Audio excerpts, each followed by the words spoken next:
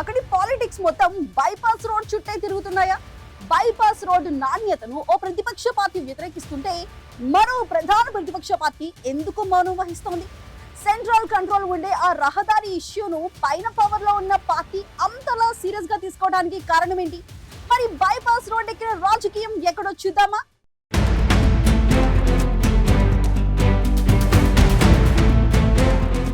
రోడ్ల మంత్రి సొంత ఇలాకాలో ఓ రోడ్డు నిర్మాణం వివాదాస్పదమైంది. కాంగ్రెస్ బీజేపీ మధ్య టగ్ ఆఫ్ వార్ అన్నట్టు సాగుతోంది రోడ్డు రాజకీయం. ఈ విషయంలో ప్రధాన ప్రతిపక్షమైన బీఆర్ఎస్ పార్టీ సైలెంట్ గా ఉండగా కమలం పార్టీ కాలు దువ్వుతుండడం కలకలం రేపుతోంది. రోడ్లు భవనాల శాఖ మంత్రి కోమటిరెడ్డి వెంకటరెడ్డిని టార్గెట్ చేస్తూ పెద్ద పోరాటానికే దిగింది కాషాయ పార్టీ. నల్గొండ సెగ్మెంట్ నుంచి ఢిల్లీ దాకా బైపాస్ రోడ్డు ఇష్యూను తీసుకెళ్లింది.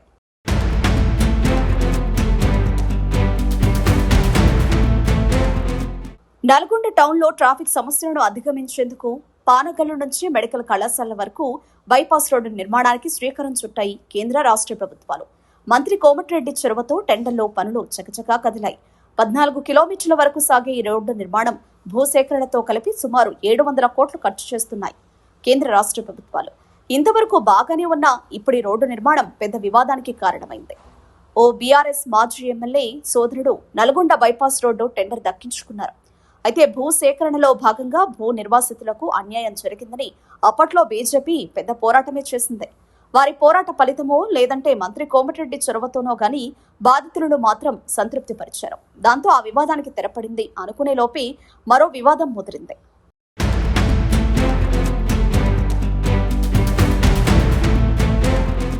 రోడ్డు నిర్మాణ పనుల్లో నాణ్యత లేదని కాంట్రాక్టర్లు కాసులకు కక్కుర్తిపడి నాసిరకం పనులు చేస్తున్నారని బీజేపీ జిల్లా అధ్యక్షుడు నాగం వర్షిత్ రెడ్డి నేతృత్వంలో పెద్ద పోరాటమే జరుగుతోంది. 100 కోట్లతో చేపట్టిన రోడ్డు నిర్మాణానికి నాణ్యత లేని మట్టి వాడుతున్నారని, ఇష్టానుసారంగా నిబంధనలకు విరుద్ధంగా మట్టి తవ్వకాలు జరుగుతున్నాయనేది బీజేపీ వాదన. పలుమార్లు మట్టి తవ్వకాలను అడ్డుకున్నారు ఆ పార్టీ నేతలు. అంతేకాదు రోడ్డు నిర్మాణంలో నాణ్యత పాటించడం లేదంటూ రోడ్లపైకి వచ్చి నిరసనలు కూడా చేశారు. ఈ ఇష్యూను కేంద్ర మంత్రుల దృష్టికి కూడా తీసుకెళ్లారు. నాసిరకం పనులు చేస్తూ నిధులు నొక్కేస్తున్న సంస్థ టెండర్ రద్దు చేయాలని, కాంట్రాక్టర్లపై చర్యలు తీసుకోవాలని నిరసనలు హోరెత్తుతున్నాయి. మంత్రి కోమటిరెడ్డి కాంట్రాక్టర్ దగ్గర కమిషన్ నొక్కి నాసిరకం పనులకు రెడ్ కార్పెట్ పరిచారని బీజేపీ నేతలు తీవ్ర ఆరోపణలు చేస్తున్నారు.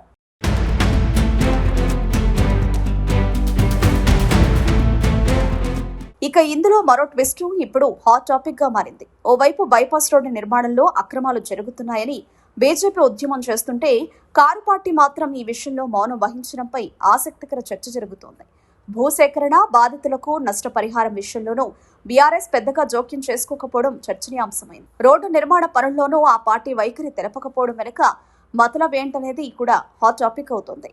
కాంట్రాక్టర్లు బీఆర్ఎస్ పార్టీకి చెందిన వారిని, అందుకే లోకల్ బీఆర్ఎస్ పార్టీ నేతలు నోరు మెదపడం లేదని కొందరు ఆరోపణలు చేస్తున్నారు. బీఆర్ఎస్ ప్రభుత్వంలో కూడా సదరు కాంట్రాక్టు సంస్థ రోడ్లు పనులు చేసిందని, అప్పటి స్నేహమే ఇప్పుడు కూడా కంటిన్యూ అవుతుందని మరికొందరి వాదన.